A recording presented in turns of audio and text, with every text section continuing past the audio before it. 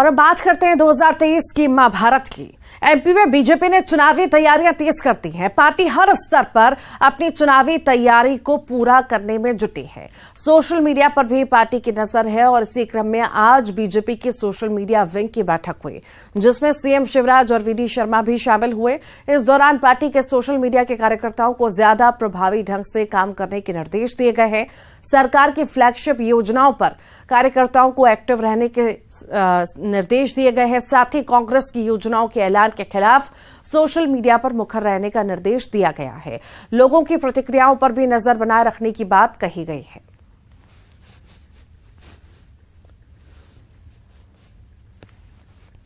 तो social media पर active रहने का प्लान अब जो है बनाया गया है। तैयारी जो है अब चुनाव की चल रही है। अब पार्टी हर स्तर पर अपनी चुनावी तैयारियों को पूरा करने में जुटी है। सोशल मीडिया पर भी पार्टी की नजर है और इसी क्रम में आज बीजेपी ने सोशल मीडिया विंग की बैठक ली, जिसमें सीएम शिवराज और वीडी शर्मा शामिल हुए। और इस दौरान पार्टी ने सोशल मीडिया के कार्यकर्ताओं को ज्यादा प्रभावी ढंग से काम करने के निर्देश दिए हैं।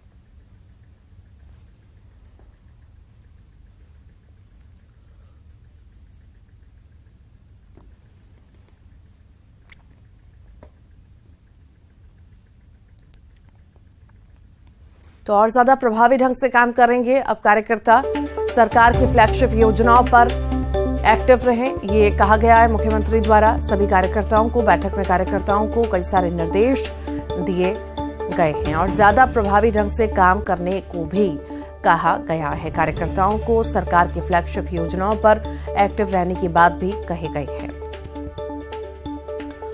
और इसी पर ज्यादा जानकारी के लिए शैलेंद्र चौहान हमारे साथ भोपाल से जुड़ गए हैं। शैलेंद्र, चुनाव नजदीक है और चुनाव आते ही अब जो है तैयारियां पूरी तरह से बीजेपी कर रही है। अब सोशल मीडिया पर ज्यादा फोकस है, प्रभावी ढंग से काम करने के निर्देश कार्यकर्ताओं को दिए गए हैं। भाजपा पूरी तरीके से चुनावी मोड में आ चुकी है।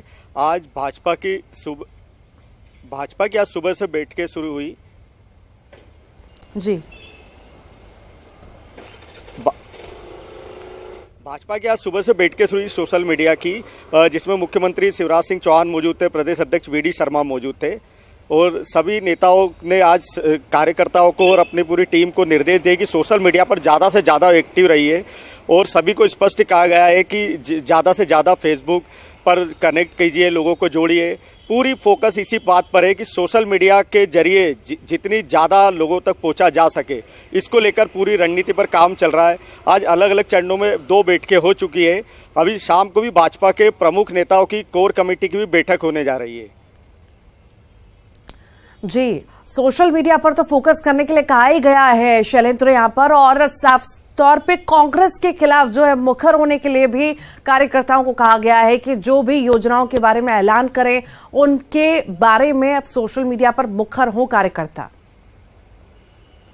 बिल्कुल, अभी जितनी भी सरकार की फ्लैगशिप योजनाएं हैं, इन्हें ज़्यादा से ज़्यादा लोगों तक पहुंचाने, लोगों को कनेक्ट करने के लिए सभी कार्यकर्ताओं को कहा गया है। बाकायदा टारगेट दिए गए हैं कि आपको कितने ज़्यादा से ज़्यादा लोगों को जोड़ना है, फॉलोअर्स बनाना है।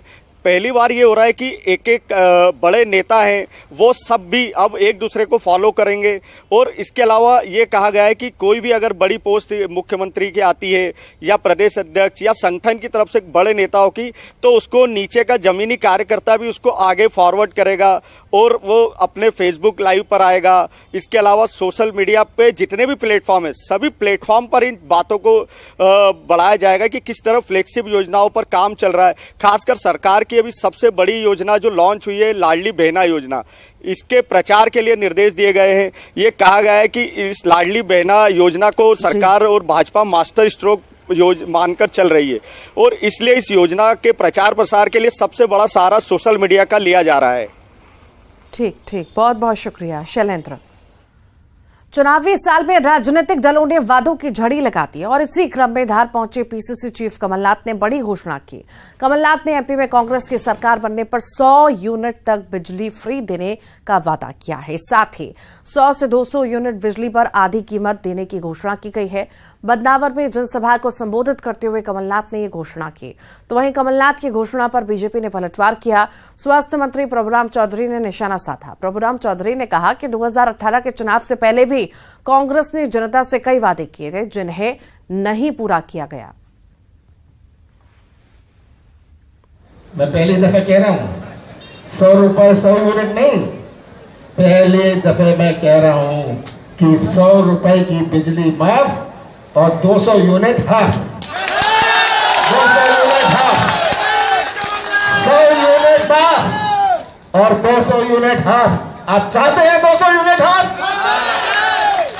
ये हम देंगे, क्योंकि हम हमारे हृदय में, हमारे दिल और दिमाग में आज सबसे कमजोर नहीं। ऐसा है कि आपने देखा कि 2 लाख किसानों के कर्ज माफी की बात की गई थी, क्या किया?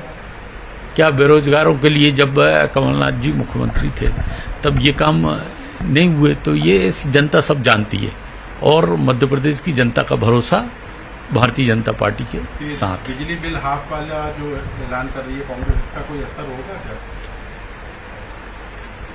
नहीं, घोषणाएं पहले भी बहुत सारी उन्होंने की थी लेकिन कभी पूरी की क्या? आप जानते हो भारतीय जनता पार्टी जो कहती है वो कर भी आज जमीन पर उतर रहा है, काम करके दिखा रही है। और इसी पर ज्यादा जानकारी के लिए अनुराग श्रीवास्तव हमारे साथ जुड़ गए हैं। अनुराग, कांग्रेस बहुत ज्यादा एक्टिव मोड में नजर आ रही है और बहुत ही ज्यादा कॉन्फिडेंट नजर आ रही है और इसी कॉन्फिडेंस में एक बड़ा ऐलान जो है कमलनाथ ने किया है कि 100 यूनिट तक बिजली माफ की जाएगी अगर हमारी सरकार आती है तो। बिल्कुल रितु, देखिए हर बार चुनाव के समय बिजली, पानी, सड़क जैसे मुद्दे जो है वो गूंजते हुए नजर आते हैं और इस बार भी बिजली का मुद्दा जोर शोर के साथ उठाया जा रहा है। पिछले चुनाव की हम बात करें तो 2018 के चुनाव में भी बिजली बिल हाफ करने का वादा कांग्रेस पार्टी ने किया था और अब जबकि चुनाव में 5 महीने का लगभग समय बाकी है, ऐसे में कमलनाथ ने ऐलान किया है कि 100 यूनिट तक मुफ्त में बिजली दी जाएगी और इसमें सभी तरह के उपभोक्ताओं को जोड़ा जाएगा और इसके अलावा 200 यूनिट तक बिजली बिल हाफ करने का वायदा एक तरीके से कांग्रेस पार्टी करती हुई नजर आ रही है। हालांकि बीजेपी कह रही है कि इससे पहले भी जो घोषणाएं कांग्रेस पार्टी ने की थी उसको पूरा करने का काम नहीं हुआ और इसका हश्र जनता देख चुकी है। तो कुल मिलाकर बिजली का मुद्दा विधानसभा के चुनाव में जोर शोर के साथ गूंजने को तैयार है और यही वजह है कि कांग्रेस पार्टी ने इसको लपकते हुए सबसे पहले बिजली बिल के मुद्दे पर एक बड़ा ऐलान जरूर किया है। अनुराग, जिस तरह से हमने देखा था कि केजरीवाल इसी बात से फेमस हुए थे जब उन्होंने 100 यूनिट का वादा किया था और दी भी थी और इसका प्रभाव भी कहीं ना कहीं आम जनता पे पड़ा था, तो क्या माने ऐसा प्रभाव एमपी में भी देखने को मिलेगा? बिल्कुल, देखिए बिजली का मुद्दा किस तरीके से इस बार चुनाव में सुनाई देता है, क्योंकि राज्य सरकार की तरफ से भी हम बात करें तो करोड़ों रुपए की सब्सिडी बिजली उपभोक्ताओं को दी जाती है, लेकिन चुनाव में बिजली मुद्दा बनेगा ये तो पूरी तरीके से तय माना जा रहा है। लेकिन कांग्रेस ने जिस तरीके से घोषणा की है दिल्ली फार्मूले पर बिजली बिल 100 यूनिट तक मुफ्त देने का जो वायदा कांग्रेस पार्टी की तरफ से किया जा रहा है, ये जनता पर कितना असरदार होता है ये तो चुनाव नतीजों में पता चलेगा। लेकिन ये तय माना जा रहा है कि 2023 के विधानसभा के चुनाव में बिजली एक बड़ा मुद्दा रहने वाली है। एक तरफ कांग्रेस सामने आ रही है अपने वादे लेकर, तो वहीं अनुराग ये भी तस्वीर देखने को मिल रही है कि बीजेपी पुराने वादे याद दिला रही है बार बार और कह रही है जनता के बीच में कि जब पहले वाले पुराने वादे पूरे नहीं कर पाए वो तो ये क्या करेंगे। बिल्कुल रितु, देखिए एक तरफ जहां कांग्रेस पार्टी नए घोषणाएं करने का काम कर रही है तो वहीं बीजेपी भी कांग्रेस की घोषणाओं पर आक्रामक तरीके से जवाब देती हुई नजर आ रही है। बीजेपी के नेता इस बात को लेकर सवाल पूछ रहे हैं कि 2018 के चुनाव में किसान कर्ज माफी का जो ऐलान किया था उसको पूरा क्यों नहीं किया गया, स्टाइप फंड बेरोजगारों को देने का वायदा किया गया था उसको पूरा नहीं किया गया। कुल मिलाकर बीजेपी भी इस बात को लेकर सवाल खड़े कर रही है कि कांग्रेस जब सत्ता में आई तो उसने अपने वादों को पूरा करने का काम क्यों नहीं किया। कुल मिलाकर एक तरफ विधानसभा चुनाव से पहले जहां कांग्रेस नई घोषणाओं के जरिए आगे बढ़ती हुई नजर आ रही है, वहीं बीजेपी भी इन घोषणाओं को लेकर कांग्रेस पर आक्रामक नजर आ रही है। ठीक, बहुत बहुत शुक्रिया अनुराग। चुनावी साल है, सियासत भी गर्म है। कांग्रेस और बीजेपी दोनों ही दल अपनी अपनी प्लानिंग बना रहे हैं। दोनों ही दलों का फोकस कमजोर सीटों पर है, यानी ऐसी सीटें जिसमें पिछले चुनाव में जीत या हार का अंतर बहुत कम था। यानी एक बात तो साफ है कि इस बार चांस कोई नहीं लेना चाहता।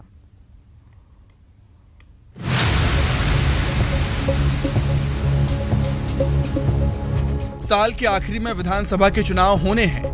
दोनों दल बीजेपी और कांग्रेस हर कीमत पर विजयश्री से कम कुछ भी नहीं चाहती। कांग्रेस की नजर जहां 59 कमजोर सीटों पर है, वहीं बीजेपी भी 2018 के चुनाव परिणाम से सीख ले रही है।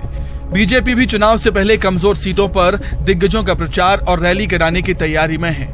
बीजेपी उन सीटों पर भी ज्यादा जोर लगा रही है जिन पर पिछले चुनाव में हार का अंतर बहुत कम था।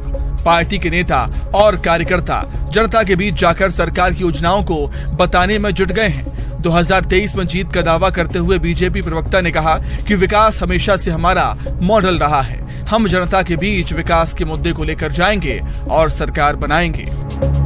भारतीय जनता पार्टी अपने विकास के एजेंडे के साथ काम करती है।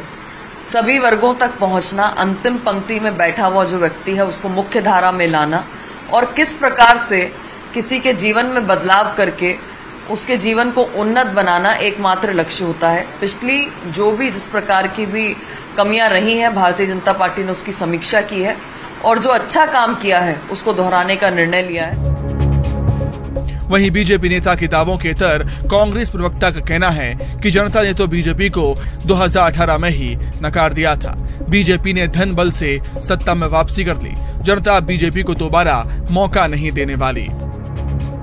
देखिए, भारतीय जनता पार्टी की सबसे बड़ी गलती तो 18 की ये थी कि इन्होंने जनादेश का अपमान किया। जब 18 में आपको हटा दिया गया था तो उसके बाद आपको सत्ता में नहीं आना चाहिए था, लेकिन आप सत्ता में आए, जैसा कि कर्नाटक में हुआ था। तो कर्नाटक जैसे ही यहाँ परिणाम होंगे, जनता आपकी किसी भी गलती को माफ करने वाली नहीं है।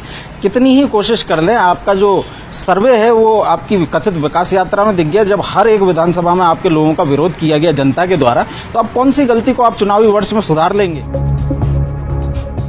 दोनों ही दलों के अपने अपने दावे हैं। अब तो चुनावी महासंग्राम के बाद ही पता चलेगा कि विजयश्री किसे मिलती है। लेकिन एक बात साफ है कि दोनों ही दलों को पता है कि इस बार मुकाबला कड़ा होने वाला है। ऐसे में कोई भी थोड़ी सी भी ढिलाई बरतने के मूड में नहीं दिखाई देता। शैलेंद्र भदौरिया, न्यूज़ 18 भोपाल। हिमाचल प्रदेश और कर्नाटक चुनाव जीतने के बाद कांग्रेस का जोश हाई है। पार्टी का दावा है कि प्रियंका गांधी की लोकप्रियता बढ़ी है और इसी को देखते हुए छत्तीसगढ़ चुनाव की कमान भी प्रियंका ही संभालेंगी। कह तो यहां तक दिया है कि छत्तीसगढ़ क्या, मध्य प्रदेश और राजस्थान की कमान सौंपने की भी तैयारी है। अब इसके बाद राजनीतिक हल के सियासी घमासान जो है मचा हुआ है। देखिए न्यूज़ 18 की ये एक्सक्लूसिव रिपोर्ट।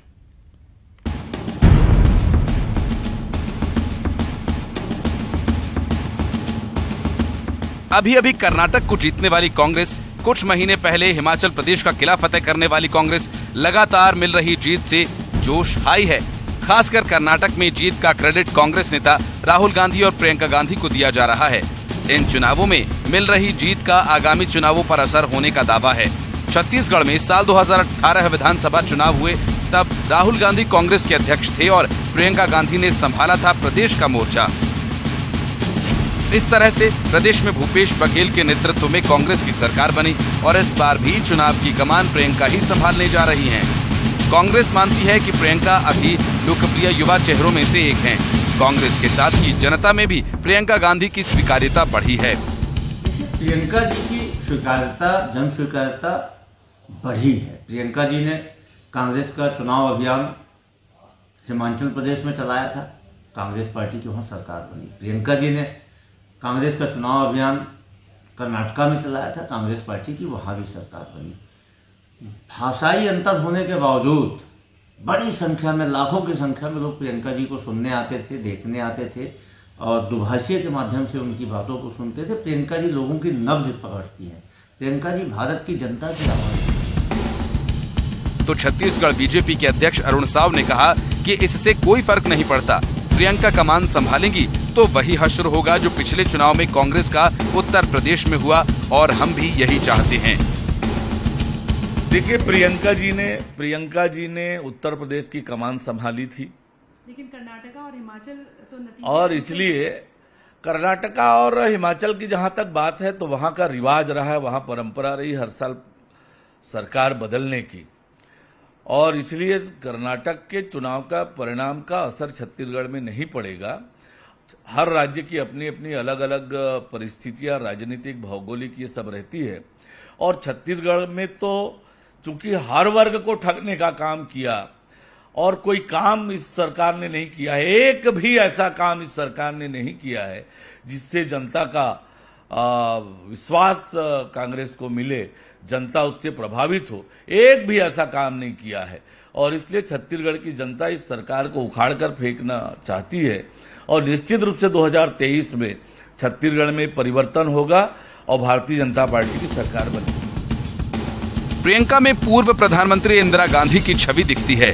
कांग्रेस पहले भी कई बार ऐसा कह चुकी है। बस्तर में इंदिरा की यादें ताजा कर इमोशनल कार्ड खेलने की भी कोशिश की गई। इधर इन्हीं जीत के बहाने उदयपुर चिंतन शिविर में तय हुई रणनीति को कारगर बताने से कांग्रेस चूकना नहीं चाहती।